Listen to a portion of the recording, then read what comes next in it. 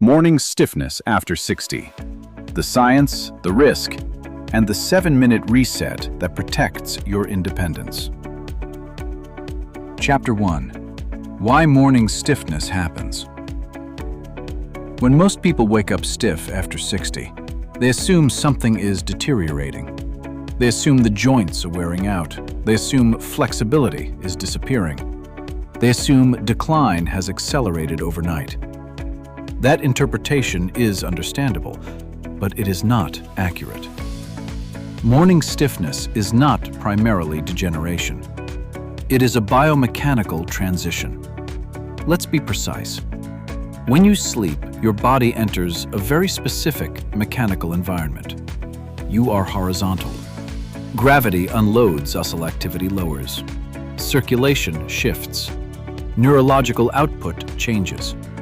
Your body is not inactive during sleep. It is reorganizing. Now, here's the key. When you wake up, you are moving from a non-load state into a load-bearing state. That transition requires sequencing. Stiffness occurs when sequencing is skipped. The first thing to understand is this: stiffness is often protective. Your nervous system tightens tissue slightly when it is uncertain about load. Uncertainty equals protection. Protection feels like stiffness. The problem is not the stiffness. The problem is loading the system before it recalibrates. That is why the first 5 to 10 minutes after waking matter more than most people realize. The overnight mechanical reset. Throughout the day, gravity compresses your joints. Your spine absorbs vertical load. Your knees absorb step forces. Your hips stabilize body weight. Your ankles respond to micro adjustments. When you lie down, that compression decreases dramatically. Intervertebral discs, which are largely water, begin reabsorbing fluid. Synovial joints reduce compressive stress. Ligaments remain in shortened resting positions. Muscles cool. Everything becomes slightly less load adapted. That is not a flaw. That is recovery. But recovery creates a new mechanical baseline. Morning stiffness is your body's way of saying, we need to transition before we perform. Chapter 2. What changes after 60? Now we layer in aging physiology. The body at 60 is not broken, but it is different. Several changes influence morning stiffness. 1. Connective tissue cross-linking. As we age, collagen fibers form additional crosslinks. These crosslinks increase tissue rigidity. They do not eliminate elasticity. They reduce immediate rebound. That means tissue requires more gradual loading to restore full range. 2. Reduced tendon elasticity. Tendons lose a small percentage of elasticity over time. Elastic recoil slows. This does not eliminate function. It means abrupt force is tolerated less efficiently. Gradual loading preserves tendon responsiveness. 3. Slight neuromuscular delay. Motor unit recruitment becomes slightly slower with age. Reaction time decreases marginally. This matters most during transitions. When you stand abruptly, neuromuscular timing may lag by milliseconds. That delay can increase instability. 4. Synovial fluid viscosity. Synovial fluid becomes more viscous when static. It redistributes with movement. After 60, the sensation of viscosity feels more noticeable. This is not degeneration. It is lubrication waiting to be cycled. 5. Cortisol awakening response. Cortisol rises within 30 to 45 minutes of waking. This mobilizes energy, but it also increases muscle tone. If stress is elevated chronically, that tone feels amplified. Increased tone increases perceived stiffness. This is why morning stress amplifies morning tightness. So what changed after 60? Not your ability to move, your margin for abruptness. The body prefers sequence over force. Chapter 3. The disc hydration myth. There is a widespread misunderstanding about spinal discs. Many people think hydration equals fragility. That is not correct. Hydration equals pressure. Pressure changes load tolerance. Intervertebral discs are gelatinous structures with a fibrous outer ring and a fluid-rich center. During the day, discs lose small amounts of water under compression. At night, they reabsorb water. Studies in occupational biomechanics show that disc height increases measurably after recumbency. That means internal disc pressure is highest in the morning. Higher pressure means greater sensitivity to flexion, greater sensitivity to rotation, greater sensitivity to heavy compression. This does not mean you should avoid movement. It means you should avoid abrupt, heavy, loaded flexion first thing. Deep toe touches immediately after waking? Not ideal. Heavy lifting within 10 minutes of rising. Higher cumulative strain. Gradual spinal motion redistributes internal pressure evenly. Abrupt bending concentrates pressure in one region. Over years, concentrated loading contributes to degeneration. Morning sequencing reduces cumulative shear. The myth is that stiffness means your discs are failing. The reality is that stiffness means your discs are fully hydrated and waiting for gradual load introduction. Hydrated does not mean damaged. It means primed. You simply need to transition intelligently. Chapter 4. Fall risk in the first hour. Now we address something more serious. The first hour after waking carries disproportionate fall risk. Why? Because multiple systems are recalibrating simultaneously. Blood pressure regulation, vestibular balance systems, proprioceptive awareness, muscle activation timing, joint lubrication.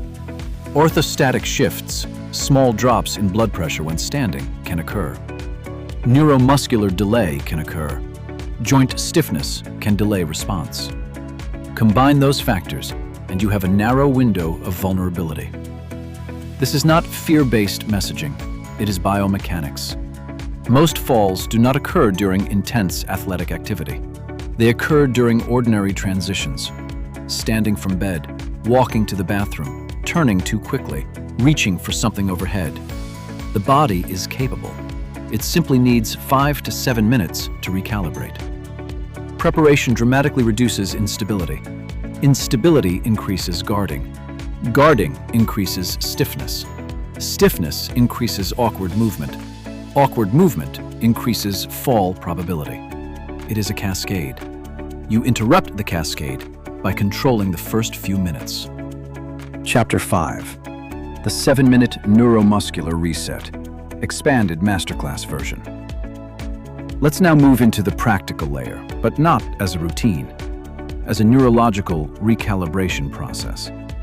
This is not stretching. This is signal restoration. The body, after 60, does not require force in the morning. It requires sequencing. And sequencing begins distally. Minute 1. Distal activation, ankles and sensory priming. Sit upright on the edge of your bed, feet flat. Lift one foot slightly. Draw slow, controlled circles, 5 clockwise, 5 counterclockwise. Then gently flex the toes toward you, point them away. Switch sides. Pause between movements. Why start here? Because balance begins in the feet. The soles of your feet contain thousands of mechanoreceptors. These receptors send information to your cerebellum about surface texture, joint angle, weight distribution, micro shifts in pressure. When you sleep, those receptors are inactive for hours. Your nervous system wakes without fresh spatial information. If you stand abruptly, the brain is operating on stale data. That increases protective tone. Protective tone feels like stiffness. By activating the ankles first, you refresh proprioceptive input. This improves postural control before load bearing. This minute reduces instability before you even stand.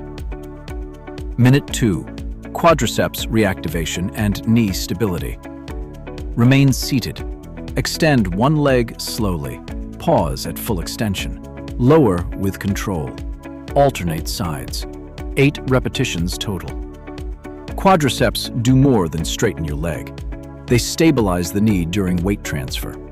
When you stand from a seated position, the quadriceps must fire in precise sequence with glutes and calves.